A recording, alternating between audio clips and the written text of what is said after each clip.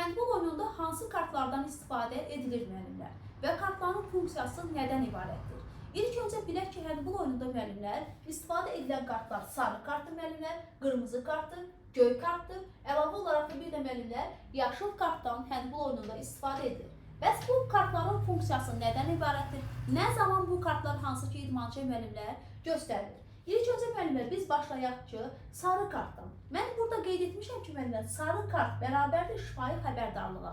Şifahi xəbərdarlıq nə deməkdir? Yəni hər hansı deyək ki, idmançıya sözlə xəbərdarlığın edilməsidir. Deyək ki, oyuncu qaydanı pozur və bu oyuncu 2 dəqiqəlik cəzalıq deyilsə, məsələn deyək ki, qırmızı kartlıq deyilsə, mavi kartlıq deyilsə müəllimlər, yəni sözlə xəbərdarlıq edilir. Yəni həmən idmançıya şifahi xəbərdarlıq edilir və şifahi xəbərdarlıq edilən zamanda hakim cibindən sarı kartı çıxardaraq masa hakimlərinə göstərir. Yəni bu məsələn deyək ki, 12 nömrəli oyuncu artıq şifahi xəbərdarlıq alır.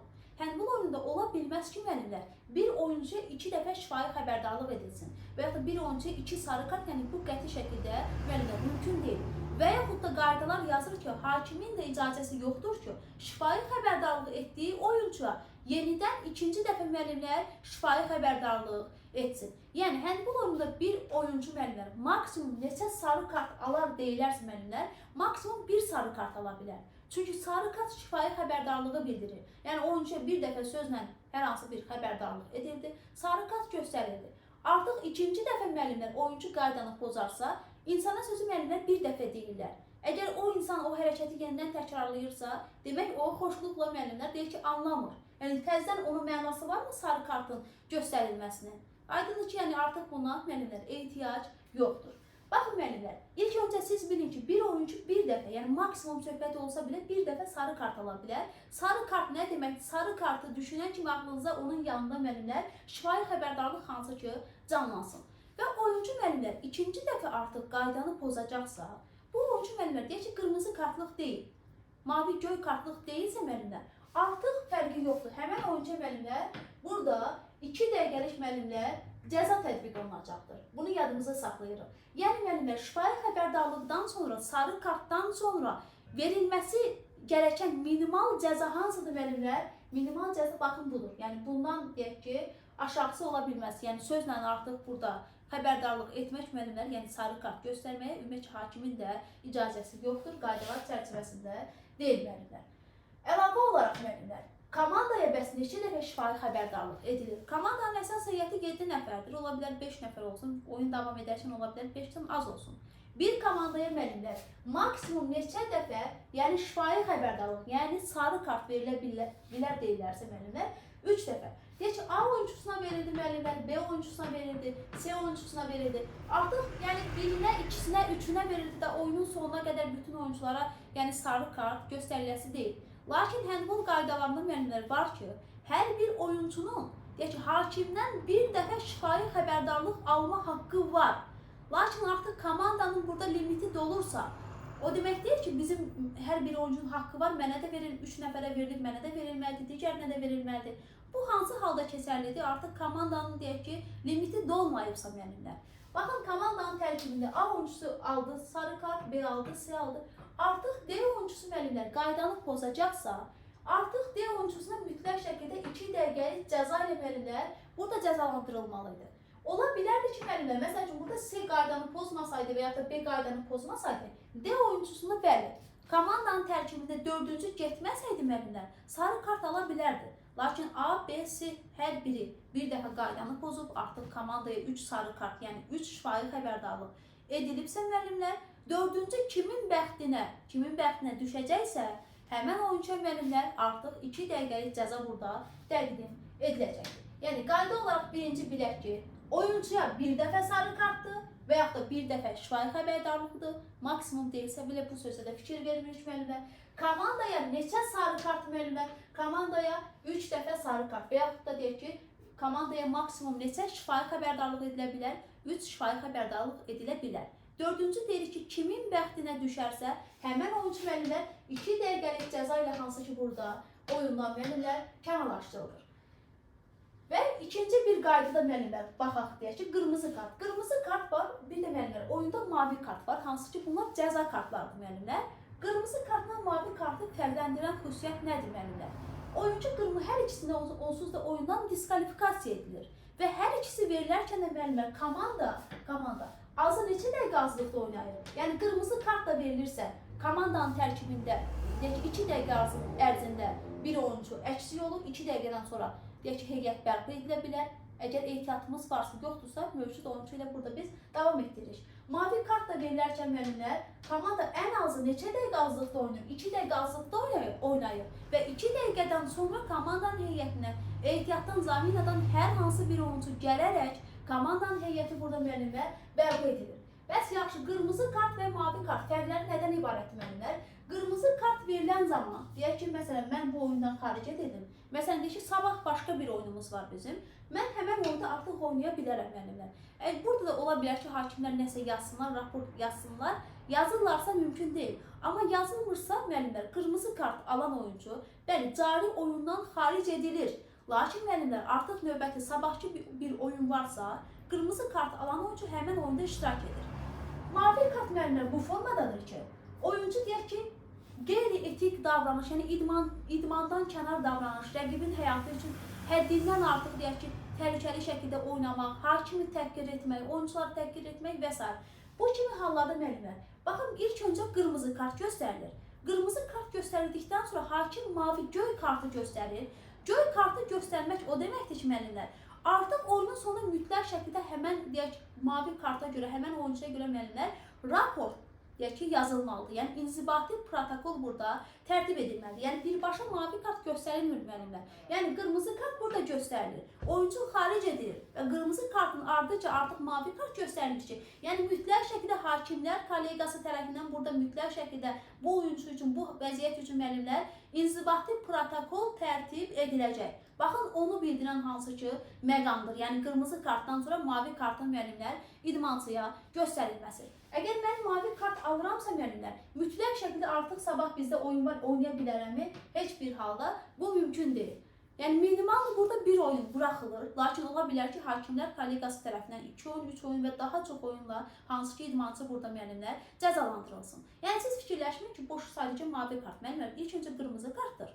Qırmızı kart göstərildikdən sonra mavi kart mahiyyəti bildirmək üçün ki, artıq bu oyuncu diskvalifikasiya edildi və bu oyuncu üçün müəllimlər inzibati protokol hansı ki, burada tərtib ediləcək. Onu bildirən müəllimlər kartdır.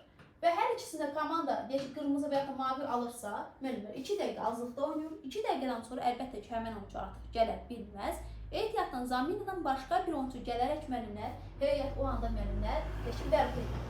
Kartlar haqqında danışdıqda müəllimlər, qeyd etdim sarı kart, qırmızı kart, mavi kart. Əlavə olaraq müəllimlər, burada yaşıl kart var müəllimlər. Yaşıl kart həmçinin oyunda baxın time-out bildirən kartdır müəllimlər. Yaşıl kartın üzərində qeyd olunub T1, T2 və T3 müəllimlər. Yəni bu nə deməkdir? Həndbol oyununda deyək ki, normal olaraq ola bilər oyunda 2 time-out və yaxud da müəllimlər 3 time-out. Əlbəttə ki, bu orqanizatorlar tərəfindən oyunun formatına müəyyən olunur. Lakin beynəlxalq yarışların əksəriyyətində artıq 3 time-outdan hansı ki, istifadə edilir.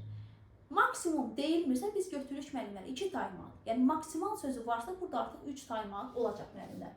Yəni oyunun birinci hissəsində müəllimlər, birinci hissəsində deyək ki, məsələn normal əgər belə mən sizə qeyd edim. Həndbol oyunu müəllimlər deyək ki, 2 dəqiqədən ibarətdir. Və burada müəllimlər deyək ki, 3 time-out yox müəllimlər, deyək ki, 2 time-out var. 2 time-out varsa müəllimlər, bu hissədə də 1 time-outdan istifadə olunacaq. Digər ikinci hissədə də 1 time-outdan istifadə ediləcək. Burada artıq T3 müəllimlər olmayacaq. Yəni birinci hissə üçün baş məşqçiyə veriləcək müəllimlər T1, ikinci hissə üçün baş məşqçiyə veriləcək T2 müəllimlər. Bu normal bir vəziyyətdir, yəni maksimum deyilmirsə, baxın bu qaydadır müəllimlər. T1 və T2.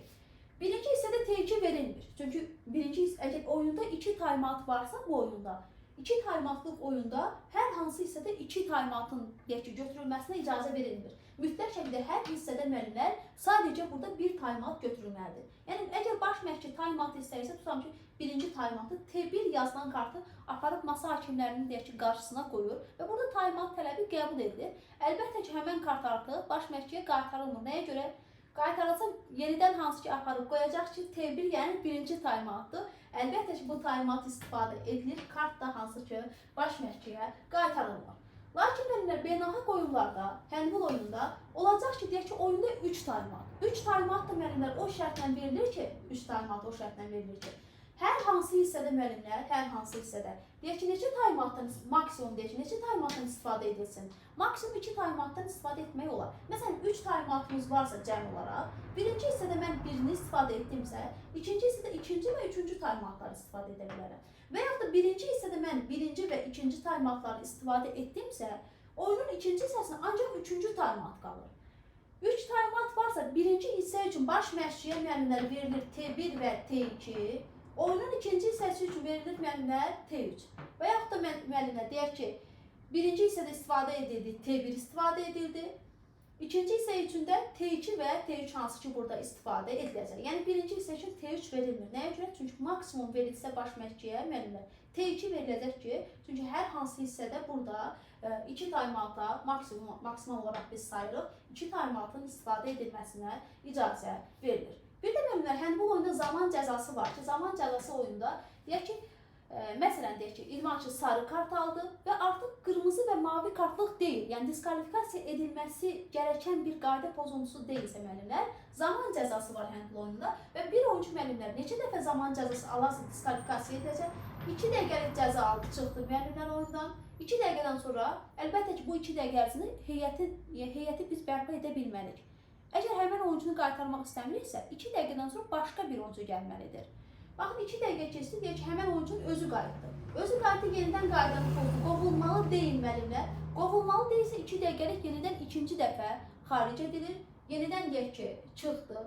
2 dəqiqə müddəti bitdi müəllimlər və yenidən oyuna qayıdırsa, bu halda da müəllimlər deyək ki, qayda pozulacaqsa, 2 dəqiqəlik cəza alırsa müəllimlər və avtomatik bu hansı kart deməkdir müəllimlər. Baxın, burada, yəni 3 dəfə 2 dəqiqəlik cəza müəllimlər qırmızı kartla cəzalandırılır. Yəni idman 3-cü, deyək ki, 2 dəqiqəlik cəzada hakimlər tərəfindən qırmızı kart hansı ki burada idmançıya göstərilir və burada oyuncu deyək ki, meydançadan xaric edilir və komanda 2 dəqiqə azlıqda oynayır və 2 dəqiqədən sonra müəllimlər komandanın heyətinə ehtiyatdan, zaminadan hər hansı bir oyuncu gələrək heyət burada bərpa edilir. Ola bilər ki, bizdə müəllimlər heyətimizdə gələcək bir zaminada, ehtiyatda meydançaya qayıdacaq bir oyuncumuz yoxdursa, mövcud oyuncu sayı ilə müəllimlər biz burada oyunu davam etdirə bilərik.